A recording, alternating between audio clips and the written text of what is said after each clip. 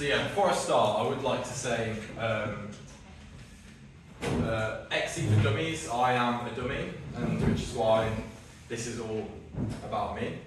And so I thought if I could learn some of these things, then definitely other people can learn it. And for those that are seasoned pilots in the room, some input would be great tonight. I'll be asking some questions for more sort of like hints and tips that you might think, maybe things that you thought, oh, Jordan did that crap, I could have done that better, tell me, because I want to learn.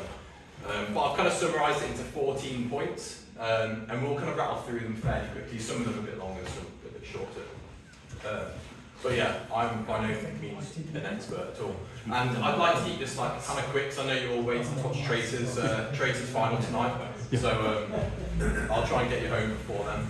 Well, actually, it starts at 9, there's no chance of that. Okay, quick intro to me. I grew up by the Wrekin, so in the West Midlands, by Telford.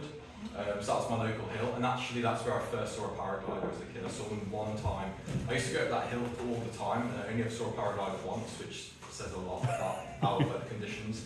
But I do remember it distinctly. There's me and my cronies.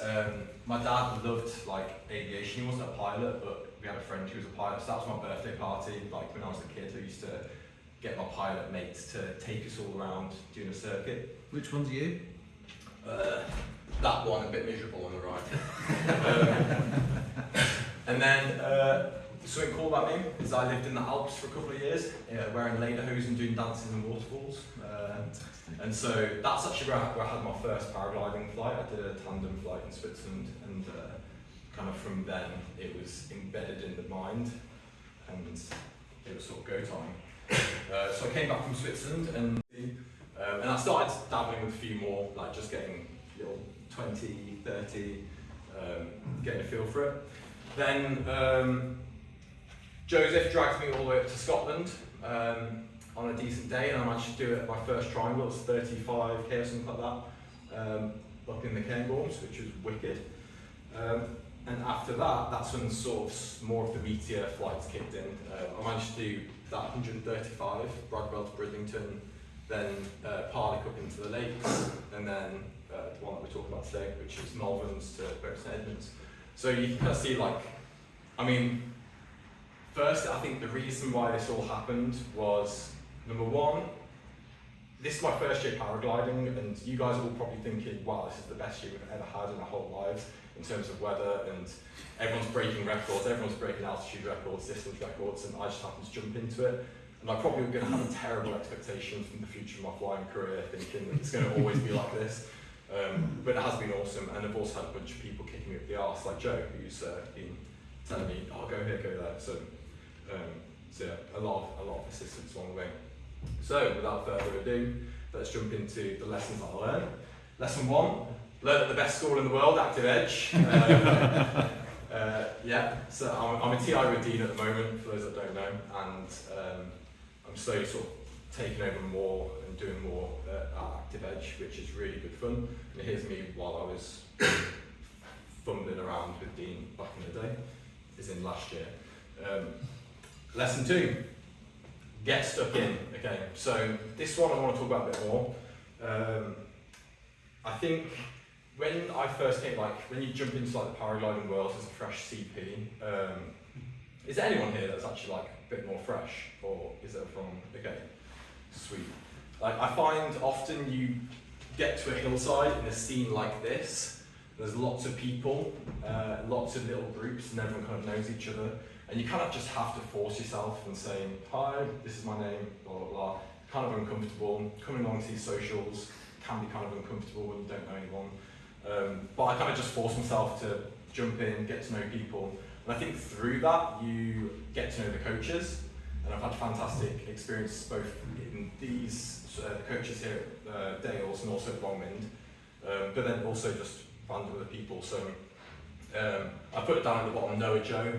Have someone who will kick you up your arse and drag you up to the Cairngorms and dance Malverns and things like that. But also, like, I actually think the top pilot task book is awesome. Like, you come out of a school and it gives you something to really focus on. I think a lot of people, I think since cross countries now have to be pilot rating, I think everyone's starting to scramble to try to get it done. But beforehand, because you didn't. I think a lot of people just chucked it away and didn't bother. But for me, I just like started focusing on it straight away, like as soon as I passed the school, and then within 3 months, I've got my pilot rating. Just because, if you're focusing on it, you can get it done. Obviously, I'm self-employed, and so I understand it's not possible. I was chatting to Simon. Self-employed, unemployed, right, James? Got to get some time off. But yeah, pilot task book. Yeah, that's basically what I would say about this. I've got a cool little video of Joe and me in the kangaroos. This is what gets stuck in it looks like. Richard Meek's little tiny backpack. What a brilliant day. That was us jumping on Richard Meek's little moped, right? Razzing around. That's the kind of stuff you can do if you get stuck in. But yeah, you get the point. I think just put yourself out there really helps. Okay, lesson 3. I need to drink more. Show you some now. So I did my 135k flight, and I did it without any water or any food. I actually forgot my glasses as well, sunglasses. And so when I landed after 4.5 hours, I was absolutely wrecked. I had a banging headache, and I was like, okay, I need to start taking a Camelback along. So this was the first flight I did with drink from Parlick up into the lakes, and yeah, I successfully drank a lot, but then I had to land because I was about to wet myself, and I was a bit frustrated because that was the day when people went all the way up to Edinburgh or something, all of the big shots, and so, I mean, I probably wouldn't have made that, but it was frustrating to land not out of like a skill, you know what I mean, when you're like, I could have kept going. So yeah, someone told me just try to take a sip when you go on each glide, but they don't got any better recommendations for how, because I forget to drink, honestly, like even when I've got it on. Any seasoned people, got any tips? What do you guys do? Go on a glide, you have a little bit of self-care. Where am I going? Yeah. Sort all of that out. Who am I going with? What do I need to avoid? What do I need to plan for? And then I'm hungry, take a sip. Just take a sip on everyone, but no more than a sip for me. What about eating? Because I haven't figured out eating yet. Like I try to take little snacks with me, but I'm always too nervous to like, you know, on glides. Maybe I'll let go for a bit, but I'm like, quick. Like apples. Apples. Apples are perfect. Ones that you can hold with your finger and your thumb.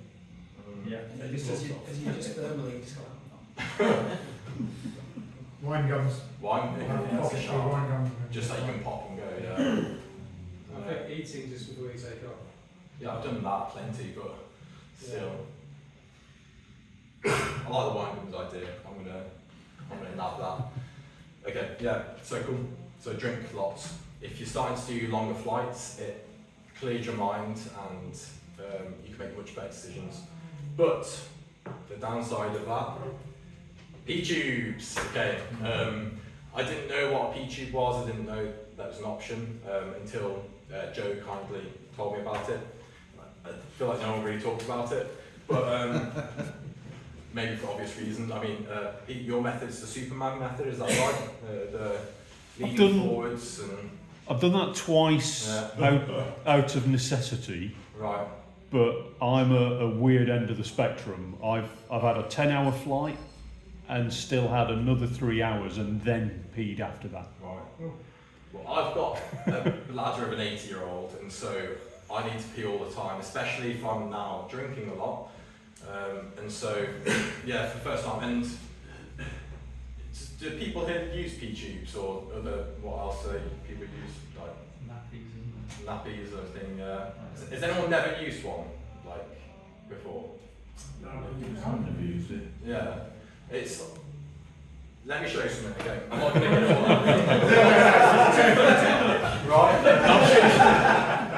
So, if you go on to Coroplast, whatever it's called, you can literally order this box. It's for free off their website. They'll send you a tester kit, and it'll give you like 1 billion different sizes. It gives you a little size measurer thing, which I haven't used. I'll show you what it looks like though, so you can. And it gives you a bunch of them. So and that's for free. And then you can just like figure out what size you are, and then order a bunch off eBay, which is a bit cheaper. But I'd highly recommend it. Basically, like it's changed my flying completely.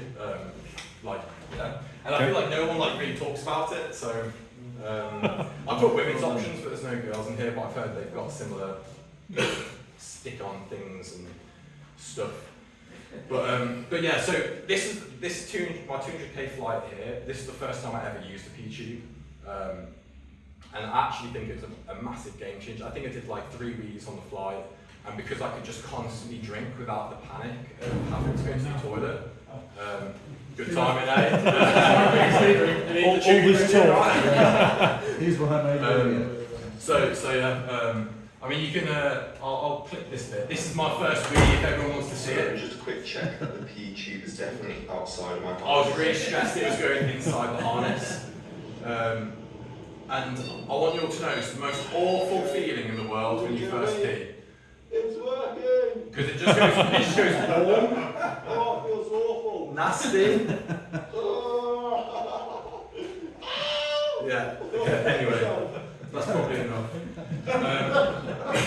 But you get it feels horrible, but it was honestly a game changer because it just meant I could focus more, and more of your brain's bandwidth is then focused on the things that need to be focused on, rather than, oh I need a wee, or need to drink, things like that. Maybe just whack this on. Sorry. Why don't you just land on the hill and have a piss and then take off again and then try and find the thermal? Because if you land, is that not I think I'm pretty sure that would null the flight and it would start a new one. Really? Yeah. Yeah, it's a pit stop. And secondly, I mean, on this flight, I'm taking off at, a small British hill, and I'm up on this flight, I think I get up to like 8,000 feet. So it's like to come down that far just to wee, and then. For down south, Malvern is the only hill on that flight. It's flatland for the rest of it. But if you made it from, was it Malvern up to the lakes? Like Harlech yeah. to the lakes. Yeah. Could you not just land in the lakes, take off? You could do. Depends what style flying you want to do, isn't it? Really, like if you're just going for a fun flight. Rather than flying across the lake, it didn't want for God knows how many hours. But also sometimes like top landing on a hill could be a bit sketchy, like when the wind's kind of stronger and the wrong direction. I don't know. P-tube. I don't know. I don't know if it validates your distance. Yeah. I think. What? Does somebody else know who's more experienced? Your distance is validated from take-off to landing. Yeah. If you land, Yeah. that flight is finished. Yeah. The next flight is the new flight. So It makes sense. you Yeah. don't get the right distance. I mean, it's absolutely fine if you're doing an open distance cross country. Yeah. If you've done a declare, obviously it nullifies the declare, Yeah. so you don't get your Tesco points. Yeah. Anyway. You can just wet yourself. Yeah. Who's done that? Yeah.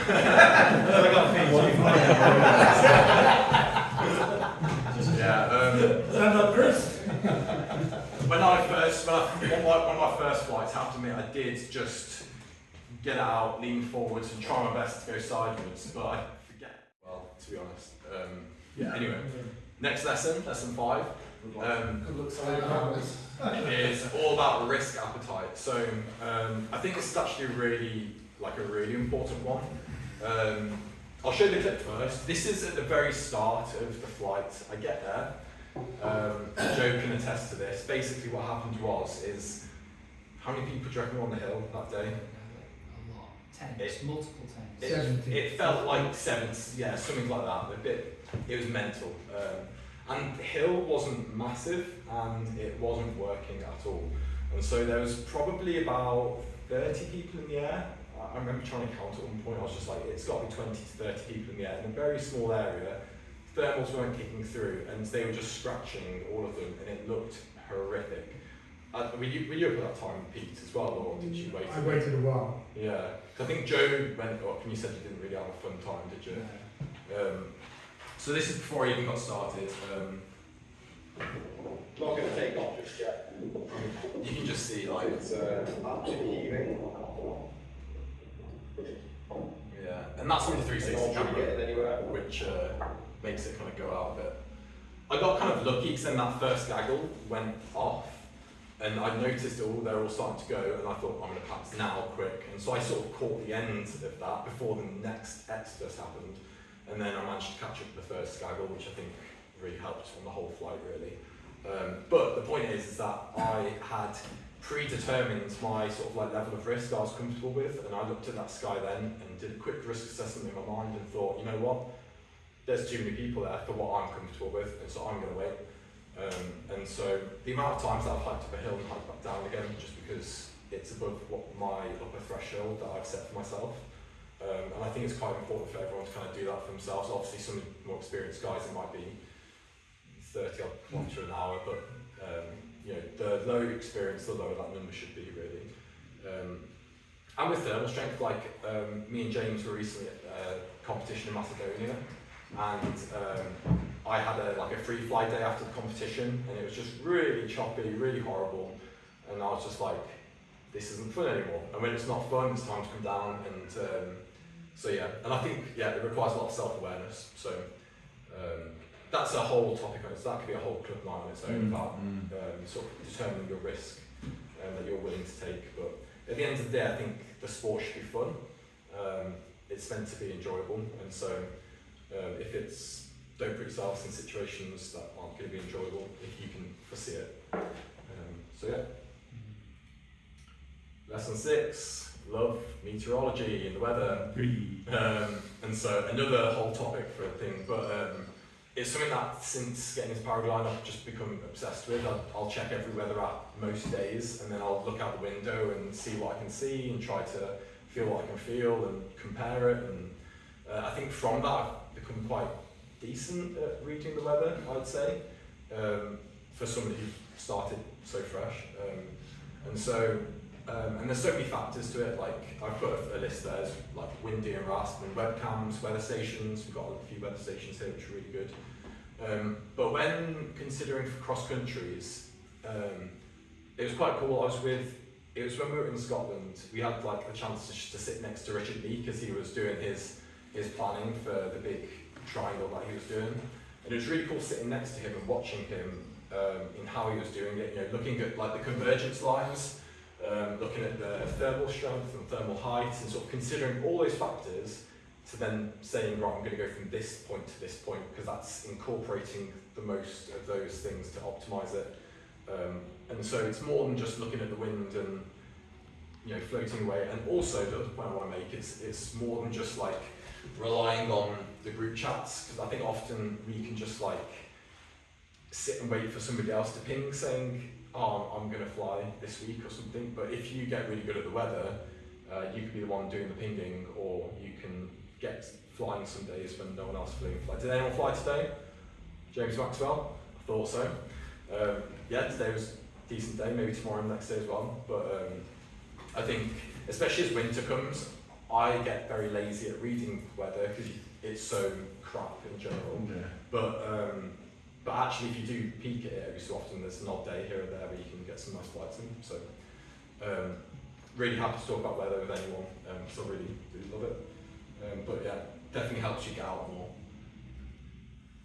Okay, setting goals. So here are a few track logs. I think one of these is Pete Darwin. Darwin, is that your last name? Yeah. So, but you can see there's those people on the route that we did. But before we started, I always try to gather a goal or a task that someone set, even if I don't think I'm going to attain it, purely for the fact that then I can follow the general crowd and hopefully I'll bump into some people further down the line that are generally en route. Because as a rookie, as a you know, someone who's fresh, I might not have the same skill set, and I might end up, you know, following a line this way and then be completely on my own. But if you set a goal, at least where a lot of other people are going, you're going to bump into people more. And so, and you can see that here. Look, like pretty much everyone took that same kind of route all the way to the end. It was quite funny at the start of this day. There was two sort of tasks floating around. There was one that was 210 kilometers to Bury St Edmunds, and there was one that was 235 or 240 to like this or somewhere a bit further. And I was like, I think I looked at Joe and I was like, yeah, let's stick to the easy one today. We'll go for the 210. in hindsight, as you'll see later, I'm kicking myself. I probably could have done the further one, but yeah, the point is, I did get left behind a few times because I'm just on a B wing and there's a bunch of photons and D wings flying past me. But eventually, I bump into other people en route, and so it's good to set a goal. Okay, watch the Sky Gods. This is James Maxwell, who is definitely a Sky God by this point.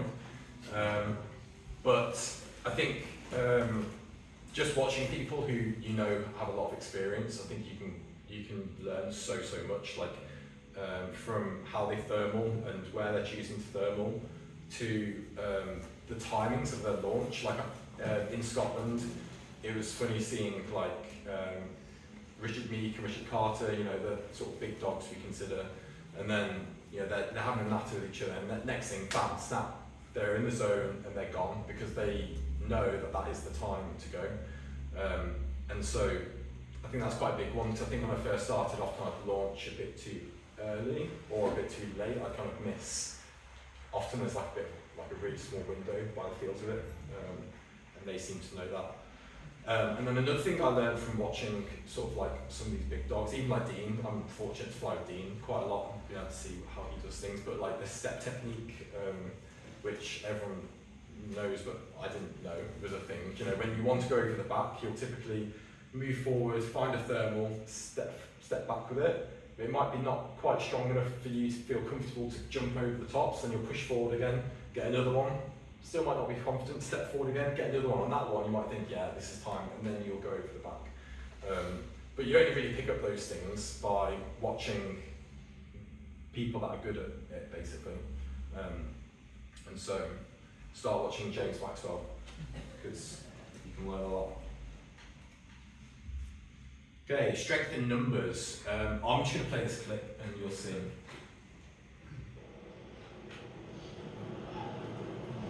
I'll kind of talk it through, but we're thermaling right now. Can't figure this out.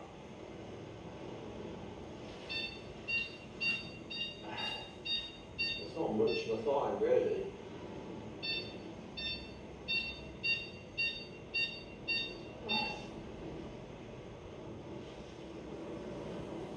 This is Jordan. I'm crossing the M5 to join the people flying better.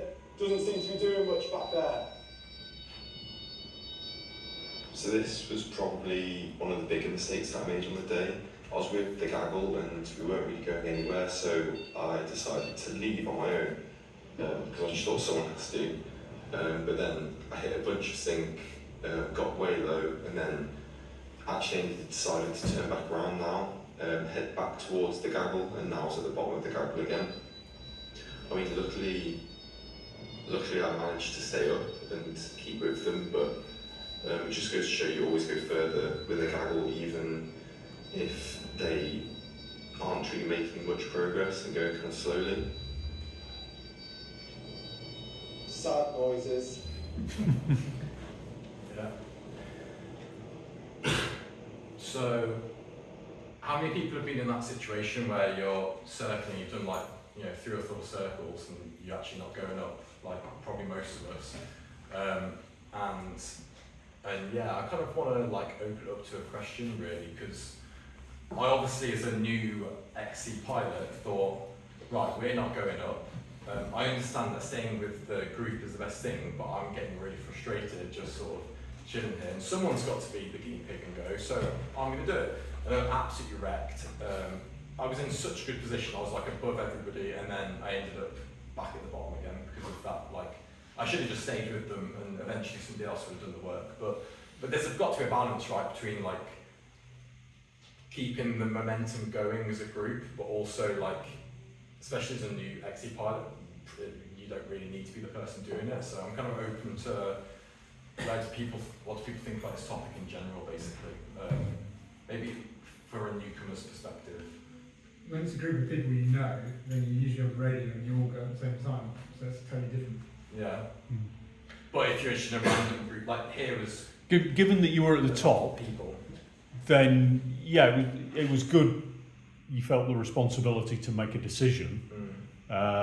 Generally, if you've got a little bit of height to spend, you'll go and explore. you know, hundreds of metres, you'll open out the turn if it's gone weak.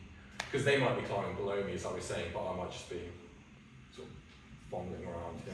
I mean, it's not impossible that they're climbing better than you because they've got a new pulse in that same thermal.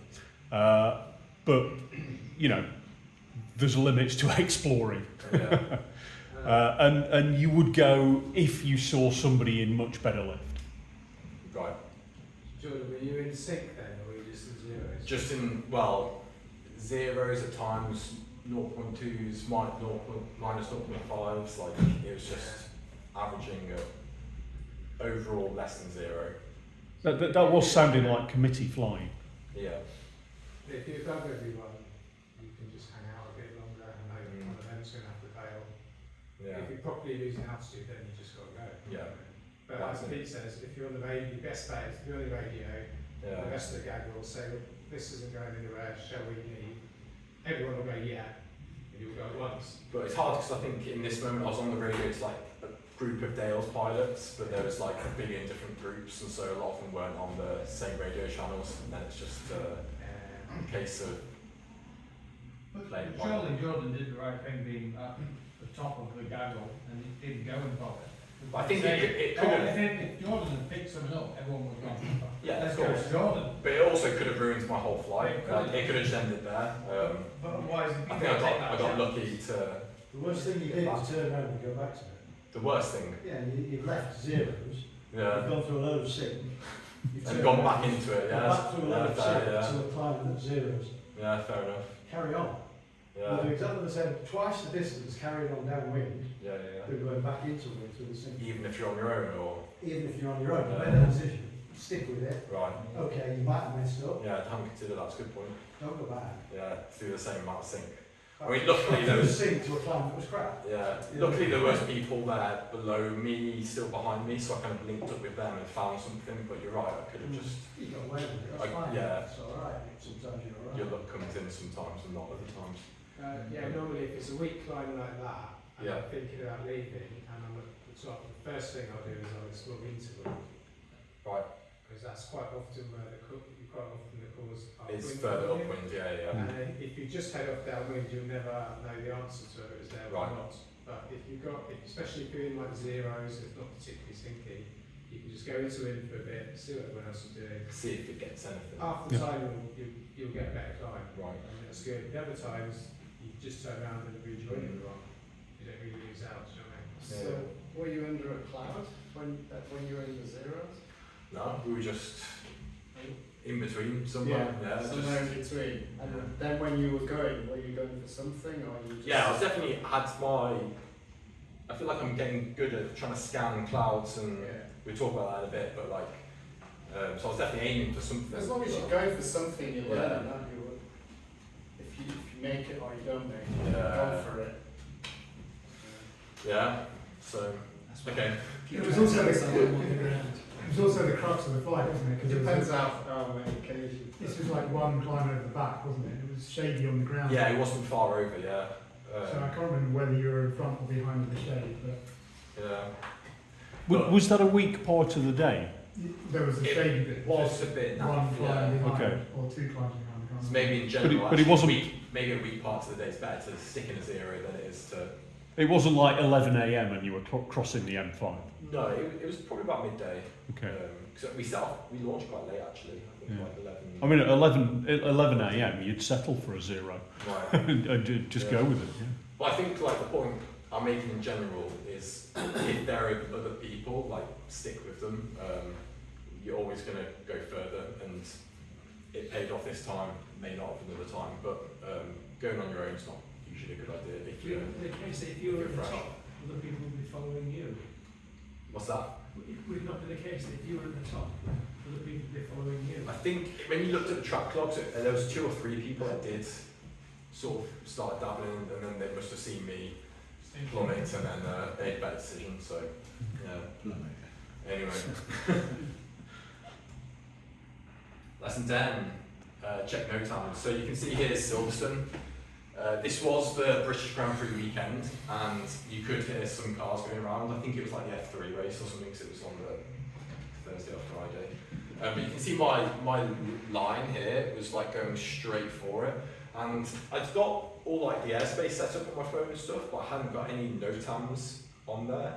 But I remember Pete saying before the flight, saying, "Oh, there is a NOTAM over Silverstone," or I can't remember who told me. Someone told us on the hill. Yeah. It wasn't there the night before. And we were all like, "Oh, okay."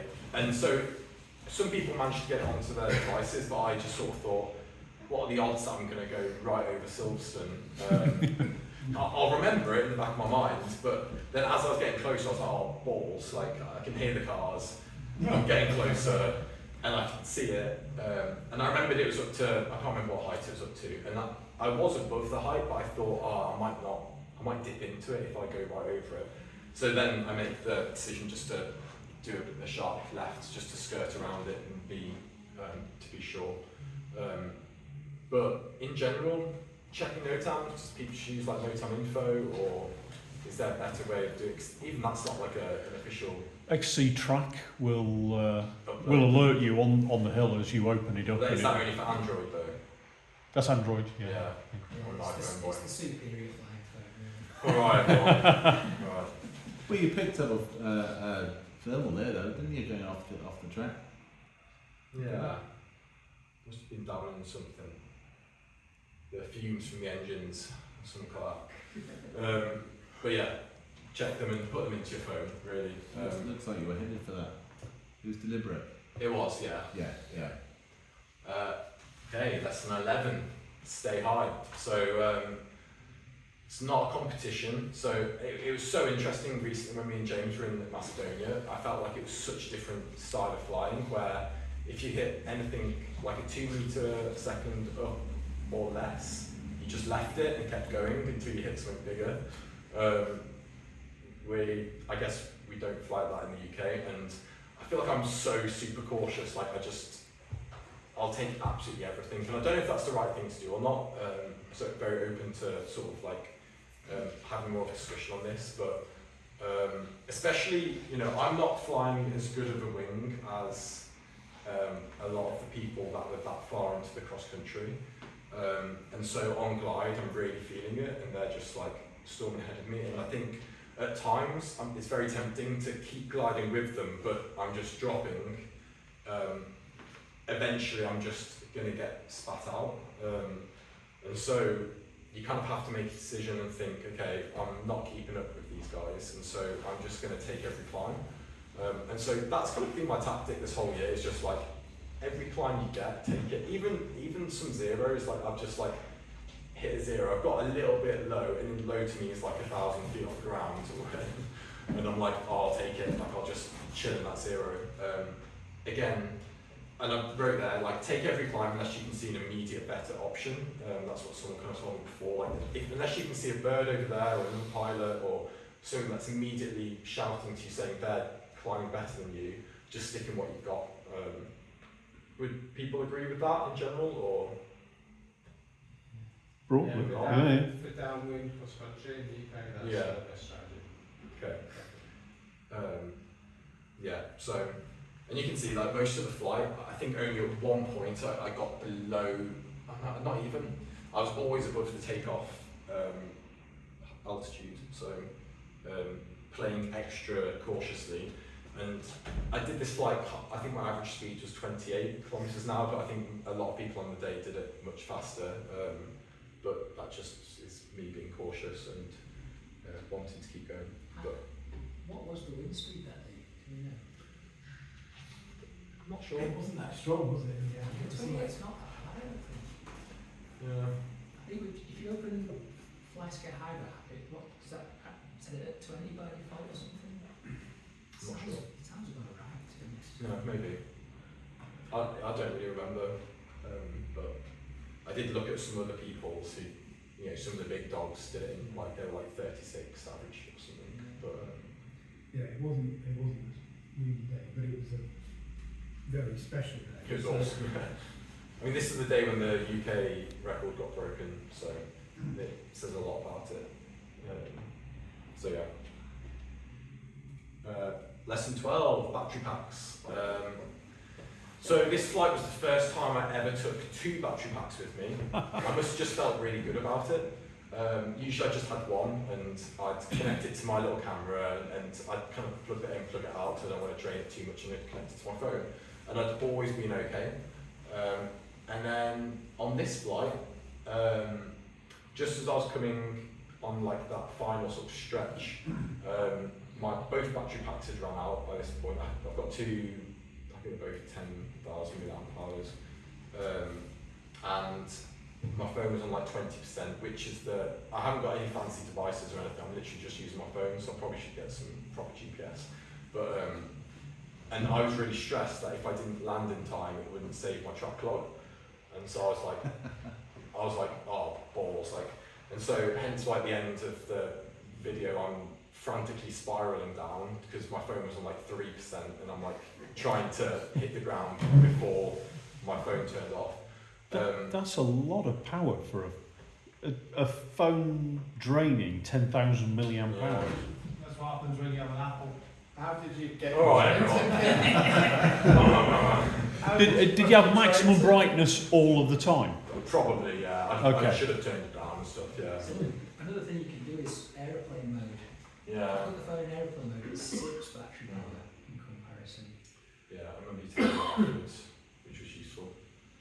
But it was annoying because on my final glide, I got to goal at about 5,000 feet above ground level, and had I had more battery, I probably could have done that further.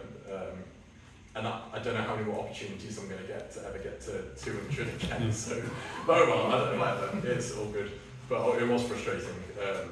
But yeah. What in general do people use? Well, I'm on an Android phone, and it doesn't have much battery life itself, so it needs the 10,000 milliamp hour battery that I fly with. But I don't actually have the screen on that much. It will turn itself on if it changes screens. Right. But do you think it's something to do with but I actually do turn it off for quite a Right. Do you think because my phone is actually doing the work, it is doing the GPS and the barometer, and whereas other people will have a separate device that's just connected to Bluetooth? I'd look at your screen first. Yeah. Okay. And if you can just turn the screen off, then yeah. Okay. That's sucking most of the power, and then probably the modem for talking to phone masts that it doesn't have a good line of sight. But do most people just take one 10,000 pack, or what do you guys do? 20,000. You take a 20. And a 10,000 for the train. Yeah. Okay. So I never run out. It's never anywhere. Two phones. Yeah. And 10,000. So I can't be bothered optimising it. Right. If it, like you were saying, there might be things you can do. Yeah. If you can have a second cheap phone that you just leave in aeroplane mode, it'll last for days. Yeah. And it'll log the GPS, so then you've got no. What? So then get that recording on track log as well. Yeah, and just leave it. Yeah, that's a good chat actually. Okay. Lots to know. Wish I knew, but thank you. If you've got something like an XC Tracer solar powered one, that records your track log, so you'll always have the track log. Right. Yeah, I need to start doing that because I've literally just got my phone and one of Dean's old solar powered little beeper box. It doesn't do anything but beep. Little Vario, so it's time to upgrade. Lesson 13, the penultimate one, and rule number 1, we spoke about this a bit earlier, is you gotta have fun. Look at that smile. That's someone who's having fun. And I think this is like a big lesson and rule that I try to follow, is that if I'm not having fun, or if I don't think it looks fun, just don't bother, because it won't be fun.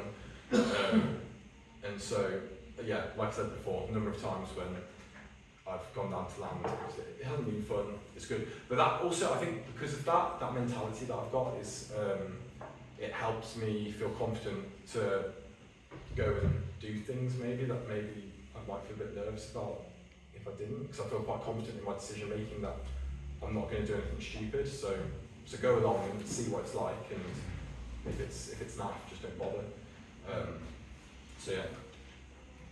And lesson 14, ground handle, ground handle, ground handle. I'll put this on while I'm chatting, but here's me back in the day. Went down to my wife's family's house in Essex. That is not the house. And there's no hills there whatsoever, but I was an eager beaver and just wanted to show off my moves and look at that skill. He's good, isn't he? But the point is that yeah, you can cock up safely. Oh, look at this, look at this. Oh, look at that, beautiful. Nice. Anyway, you get the point, but I think the point is that in that environment you can cock up safely, and I think the best way to learn is kind of through cock-ups, but paragliding isn't the sport to be dabbling with cock-ups. So I'd rather have a cock-up on the ground when, getting dragged around trying to stall my wing or spin my wing ground handling than I would in the air. And you can still learn sort of the same lessons. And so I know me and James for hours and hours and hours would just ground handle, just do tons. And I think it's giving us both a fairly good feel for the wing fairly quickly, considering both have been flying for just over a year, while James just under still. But yeah, it's that environment that you put yourself in to make it safe and better, but therefore you'll learn. I'm sure you'd all agree with that. So anyway, thank you very much.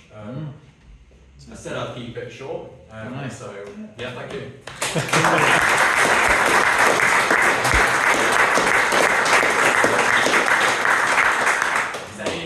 Any questions or discussion about any of the specific points or? What's your goal for next year? No, nothing like that. No, you've done the 200 and you set the bar quite high. Yeah. You say that having fun is important, so you're going to get frustrated, you think? No. Every flight's a good flight, I think it's important to keep that mentality, just a little boat out on a beach or something is awesome, so. And I think actually being a TI helps me maybe stay a bit grounded like that, is because, when I'm out with students and I see them flying for the first time, it's they're having the best time in their life ever, and they're just doing a sled ride down to the bottom. And I think it's quite easy for people like us to look at that and be like, oh, boring, but I see them absolutely buzzed, and that kind of reignites it a little bit. It's like when you show someone your favourite movie who's never seen it before, and you're watching them, you like it, and it's kind of like with the students, you're having a good time, yeah. And so then I go and do the top to bottom afterwards, and I'm just like, yeah, this is great. It kind of gives you a bit of perspective, I think. So that actually probably helps. That side of things. Yeah, me too. No, that's it, mate. It's going to be miserable. Yeah, I think this, by the looks of the weather, that year was going to be hard to beat, really. So we're going to say something, Peter? Yeah, this is not intended to embarrass you, but it was quite sweet. I was probably the only one still in the air when you crossed 200 and you came on the radio and you said, can anybody help me? Do I have to land in goal to get the clear flight, or can I just fly through it? And for anybody who's new, who's not done good there, you can fly through it as long as you go through the yeah. It was dead sweet. Because I was stressing to the phone. I was like, guys, quick, is anyone here to help me? Because I need to get down and you just need to tag the goal point and you can land anywhere for anyone who wants to know. But yeah, thanks for being. I think how much quicker did you land before me? I was a slow pilot. I was maybe 20 ahead of you. Yeah, I think it was good 40 minutes or something like that. You managed to catch the last train and I didn't, put it that way. So I ended up having to go to Essex to the in-laws house and then come up the next day. So yeah.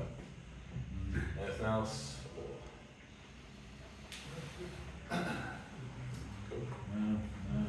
I've got a question. How hard do you think it actually is flying at sea? On a day like that, and you're surrounded by fantastic other pilots, and you've got a conservative mindset, I think it's not too difficult. but yeah, obviously I've had a bunch of other flights where I've just dropped. But yeah, I think if you can thermal well and spot thermals and you can see the air through other pilots and you get a good day like that, and you don't push, then yeah, it's just kind of jumping from one spot to the other. But I understand days like that don't come up much. but this is my experience so far. So. You were more than that there. I was actually. We got there a bit late, and then it was really blowing on takeoff. I did about. I landed in Sandy. It's about 100. I saw Richard Carter on the train in Paddington. So, after he just was finding out that he'd lost the record, he was trying to brave face on it. Hugh and Mark flew past whoever I was with at the time, and they'd started like 40k to the west of us. And they just appeared out of nowhere. They appeared out of nowhere. They took half a climb and then they disappeared again. And it's like, I knew straight away who they were. And just it was amazing. So you were saying about taking anything to stay up. When they're going for a record. Yeah, you can't do that. You can't do that. It's a different sort of mentality. So it's boom or bust, isn't it, for them? I mean, Richard said to me, he said, I just couldn't keep up with them. Like they passed, I was flying with Hugh, and then Mark came past, and he just kind of gave up and just landed at his goal at about, I don't know, 200 or whatever it was. But It was pretty impressive to watch. It's another level, isn't it? Like some of those pilots. Can I ask you, apart from Silverstone, did you have any encounter any other airspace? Did you have any planning to? Oh, loads of airspace, yeah. That whole route is riddled with so you had to do airspace. So I'll try and There's a big one before Bedford. That's after Milton Keynes. You can kind of see up here is like Birmingham airspace. That's why a lot of people kind of go down a bit here, and then here's like Luton airspace. That's why people start going back up again. Around here is like Cambridge, and then you start getting to all the RAF, like the MATS areas, which you can just like punch through quickly, I guess. But yeah, there was You're on film, remember? There was a lot of. I just clipped it. You're allowed to clip MATS. You're allowed to. No. It's American, isn't it? The one near. It's not Mildenhall, is it? It's the US. Lakenheath. Yeah, I wouldn't go in there. It's busy. It's probably one of the busiest airfields. Yeah. I mean, you're allowed to, but it's like you don't really want to be. You want to keep clear. Yeah. What's the Apache one right at the end of that flight? It's Washington, I think. Still. Yeah, there was quite a few of them around. Little turbulence blowers. But yeah, so there was a few bits where you have to duck under, and a few get over, but yeah, it was not too bad, especially when you kind of do that pattern. But yeah. Jordan, I'm yet to venture into this, but do you track other pilots on your screen as well to keep an eye on what they do? Yes. So I've got the, which again Joe had to set up the social thing on Fly Sky High, which I'm sure XC Track has the same thing, where you can see where other pilots are. It is a bit laggy because you're up in the clouds and often don't have signal, and so for that to connect to X contests to then ping it back to you, I'm sure there's a better way. I don't know. Is there anything that works more directly, or is it always internet based? A lot of us work with XC Guide in the background, because XC Guide just connects to everything, and then it tells XC Track who's around you from multiple different sources, but that's difficult on Fly Sky High. So yes I do, but do I use it? No, not really. It's just more about looking around. It can be useful to know who people are. Yeah. If you're with a group and you're like, you've got a chance to see who it doesn't tell you where they are. So when we were in the comp, like with James, I'd put James's person as like a different colour, so I could always look behind me and know which one he was. But yeah, so that's always good. Yeah. Anyway, I'm sure that's it. But well done, and thank you very much again. Yeah, thanks.